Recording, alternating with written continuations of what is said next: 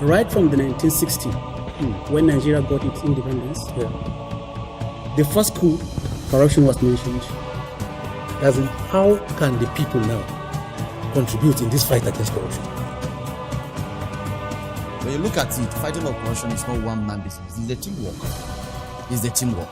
If we can come together and fight corruption, we can bury everything overnight. As a citizen of Nigeria, what can be done to make the society better? You know, as a woman here, you know, as a mother. The society doesn't want to give these women opportunities because they think these women can come and dominate the role men play in the society.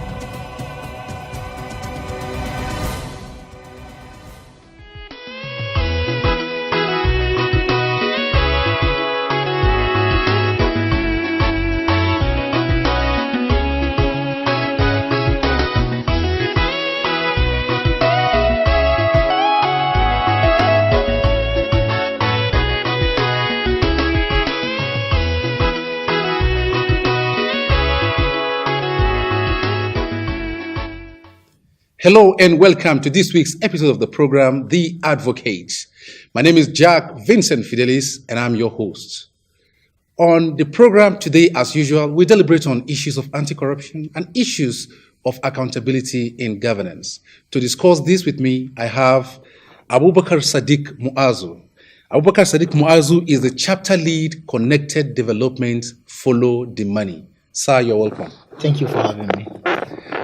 Sir, I'll set the ball rolling immediately by trying to find out from you. You see, presently, elections have been won, okay?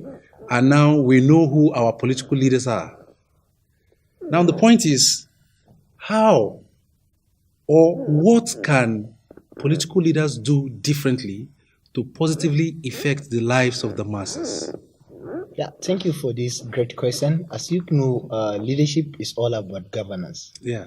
Governance in the sense that inclusiveness of citizens to participate in the process of political leadership, in terms of how citizens can participate in what leaders can do for them to engage, or for them to participate and benefit from the dividend of democracy. As you all know, election is over. Leaders have emerged. Those that will be in office are already known to us. We are just awaiting the swearing in for them to be in office. And how can they perform well, or how can they do the best, is based on the manifestos they give to citizens in the terms they were yearning to be in that position.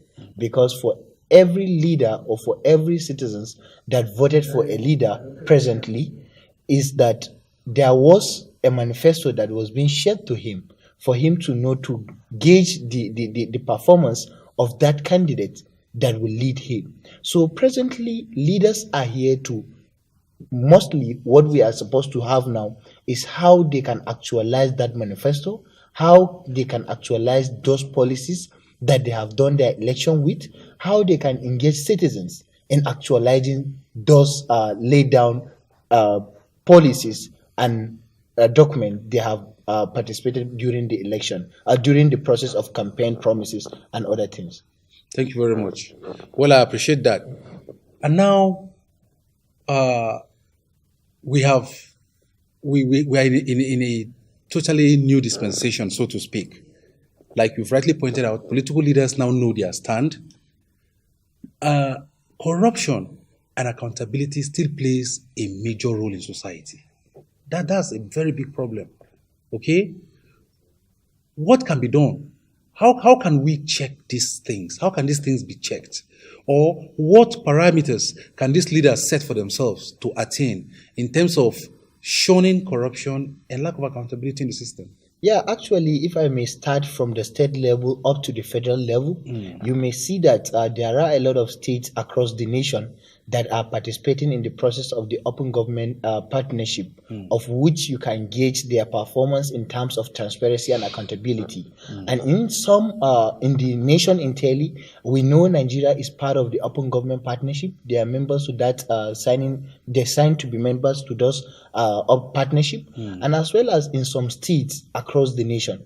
But to be precise, looking at Borno has not been part of the open government partnership, and to some extent, gauging the transparency and accountability of governance in Borno State will be a little bit of a shady deal, so to say, to me, because we lack the Procurement Act, the Fiscal Responsibility Act, and so many things that will gauge the transparency and performance of governments. So what this present or what the new dispensation will do differently is to, firstly, when they come on board, to establish the Bureau of Public Procurement, which will give us a sense of belonging, that whatsoever government is doing is being known by citizens. Citizens will be on the page to understand that this is what government is procuring, this is what government is doing, this is what government is doing with the financials, taxpayers' money, and other stuff like that.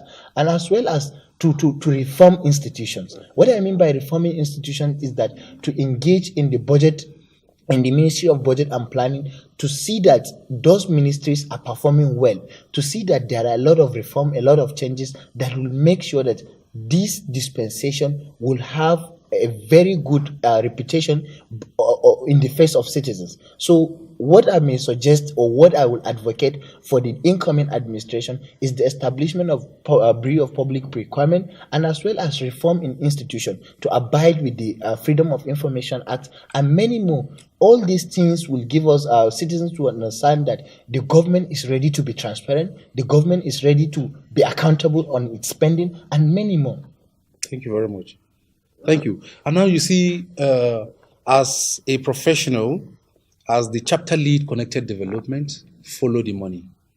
Now you have your organization as well as similar organizations have very good role to play, because over the years it's been noted that corruption and lack of accountability in the system is responsible for the backwardness in terms of infrastructural development and so on.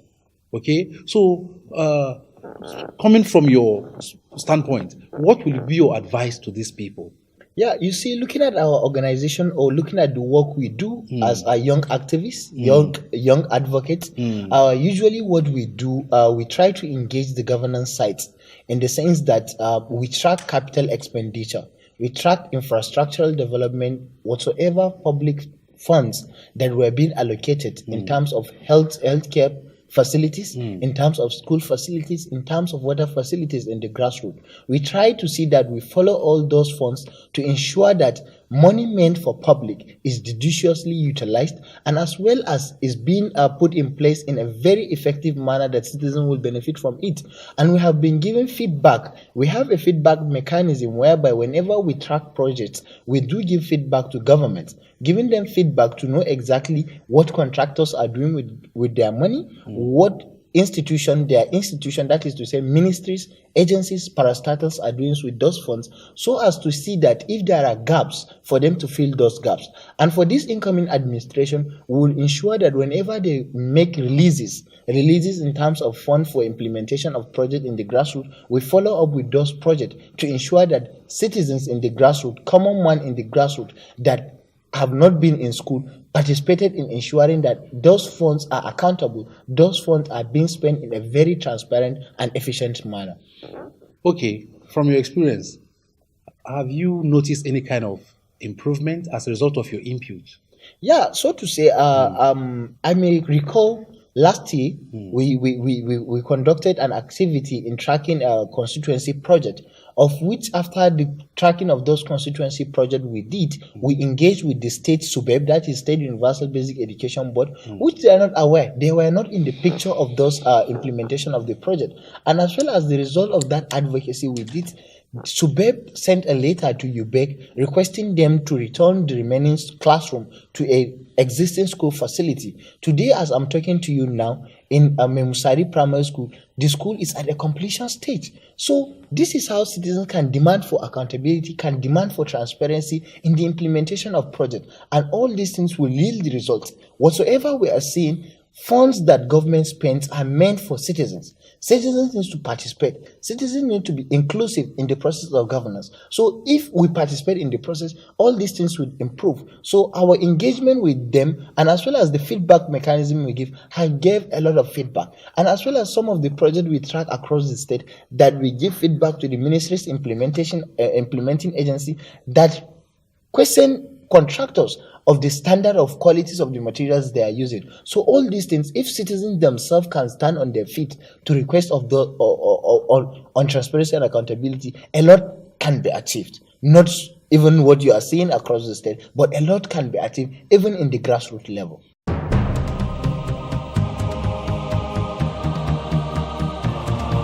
Right from the 1960s, when Nigeria got its independence, the first coup, corruption was mentioned. As in, how can the people now contribute in this fight against corruption? When you look at it, fighting of corruption is not one man business. It's the teamwork. It's the teamwork. If we can come together and fight corruption, we can bury everything overnight. As a citizen of Nigeria, What can be done to make the society better?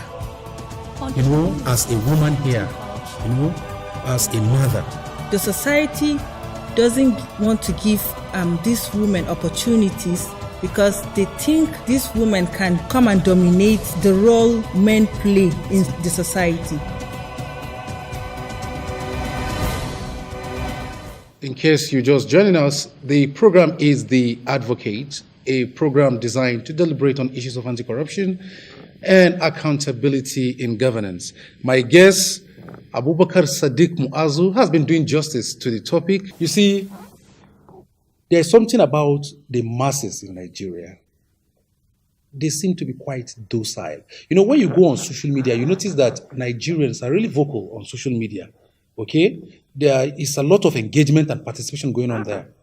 But in reality, the citizens are taken for a ride and nobody seems to be saying anything. People don't come out to point these things out, even though they know these things are going wrong. How come Nigerians are gullible and subservient?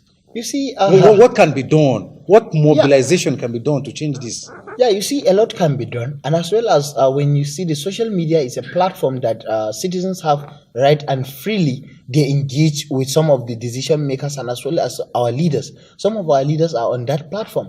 And I can tell you that social media is yielding a lot of results.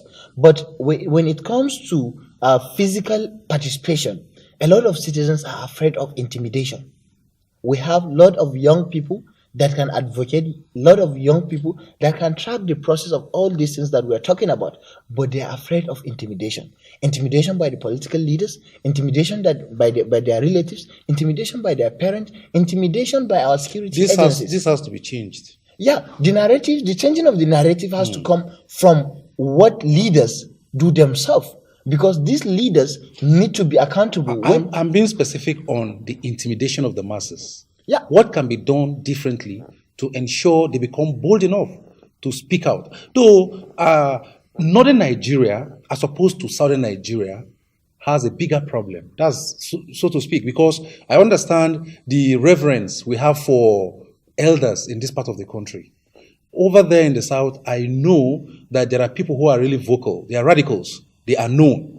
We don't have much of these people in this part of the country. Yeah, you see. So what can be done differently change it? What is happening in the north is it can be related to culture. It can be related to a lot of religion and other factors like that. Because if you look at the southern part of the country, even young ladies are there advocating for their people to have such basic necessities of life.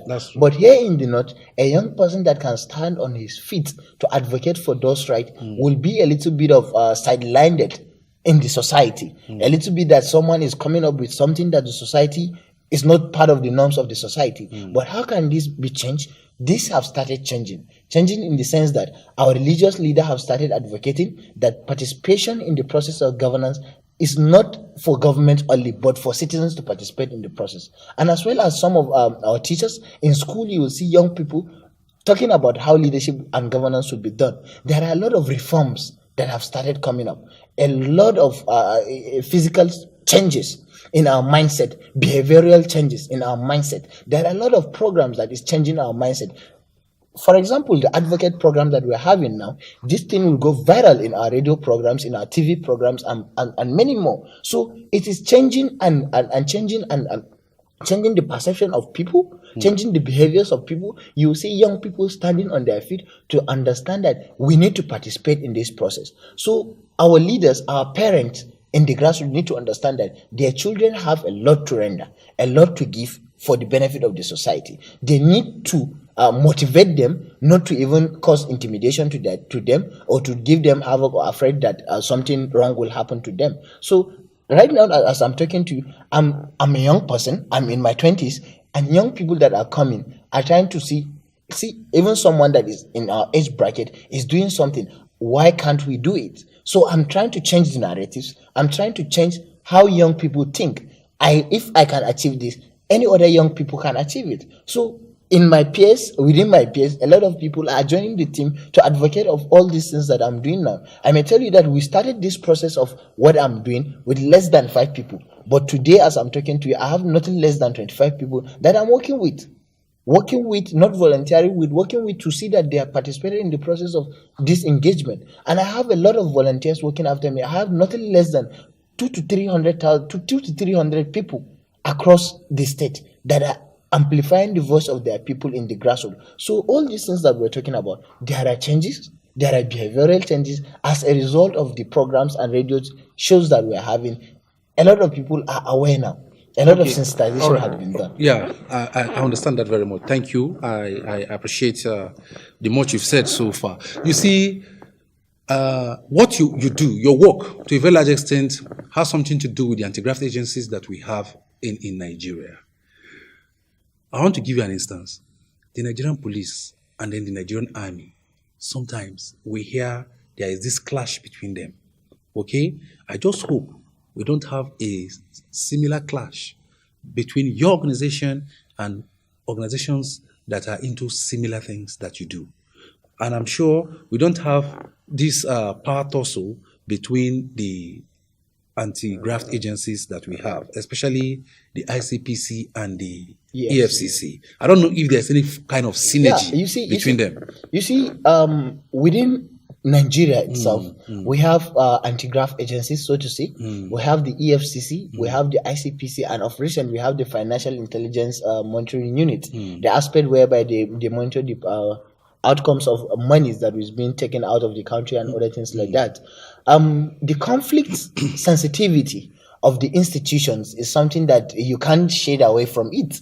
There must be things that is a duty of this organization which the other one is doing. But how can it be done in a very efficient way that a lot of citizens, the demand side of the citizen is being captured? It is not about the clash of interest, but about how they perform or how they render service to the humanity. A synergy between these groups. There is a very effective synergy. It will take the fight to the next level. You see, even now that I'm talking to you, even between we civil society organization and those institutions, we have a very effective partnership. We have a very efficient relationship. When whatsoever we are doing there in the picture, we have a partnership with EFCC, we have a partnership with ICPC. Some of the projects we are tracking, even ICPC now, are tracking project of constituency projects across the nation. So these are things that have started changing, and EFCC are tracking funds of mismanagement of resources, mismanagement of funds in institutions. So you see there is a gap, there are changes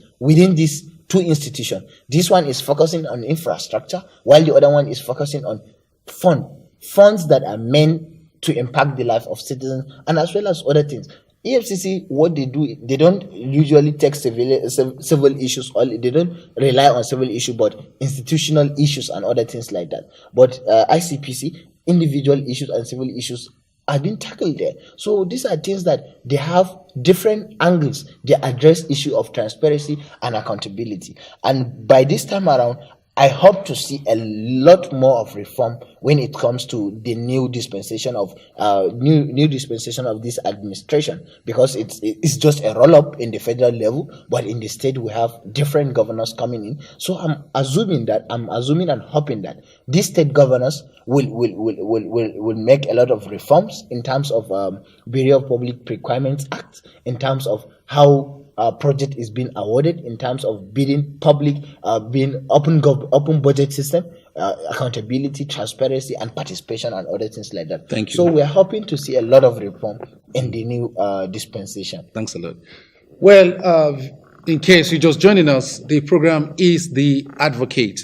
My guest is Abubakar Sadiq Muazu, Chapter Lead, Connected Development, Follow the Money. Now, it is the second tenure of President Muhammadu Buhari that we are in right now. A time that he said the next level, I think it is tagged the next level. I don't know, they are taking us to the next level of a whole lot of things. But you would agree that corruption as we know it has not changed very much. Yeah, it hasn't changed very much. A lot. Okay, so something needs to be done, or something needs to give for these things to change. Yeah, actually, what do you think can be done differently? Yeah, a lot can be done differently. Actually, if you look at what happened in the previous administration, that is to say, in the previous administration of Goodluck Ebele Jonathan, and as well as coming down to this administration of Muhammadu Buhari, and focusing on the future, that is the next administration, the dispensation whereby they will just roll up on their performance. If you look at the past, a lot had happened in terms of corruption and mismanagement of funds in our petroleum industries, in our security sectors, and other things like that. And as well as coming down to this administration, a little bit of achievement have recorded in terms of the institute in the petroleum sector, of the fund that was being mismanaged, and as well as in terms of the security sector and the funds that were being mismanaged for guns and ammunition, and for saving the lives of people in the Northeast. But not to say that they have done a lot, but more needs to be done, because if you look at it, to some people, there are a bit lit of sidelining of who the anti-graft agencies in Nigeria are attacking, or who the anti-graft agencies of Nigeria are following to ensure that what was being stolen from the coffin of the government is being returned. So this administration need to make sure that this fight against corruption is being done again into everybody. Everybody need to be part of this process. Whosoever that is being known for corruption need to be charged to court. Yes, we have seen example from the SGF office in Babachir's issue, but this is not to give us a clear picture that a lot has been done. To me, nothing has been done up to now. This is my own personal opinion that I'm talking about. Nothing has been done. A lot need to be done to ensure that this fight against corruption take us to the next level, as you said. Thank you very much. I must at this point say a very big thank you to you. We've had you here before, and you've graced us with your presence one more time. I appreciate your presence here. Thank you for your contribution and participation. Thank you for having me, and hope to be here next time when you invite me. Well, that is the much we can take on the program for this week. If you've had a good time, then keep a day with us again, same time, same station next week for another wonderful episode of the same program. Thank you.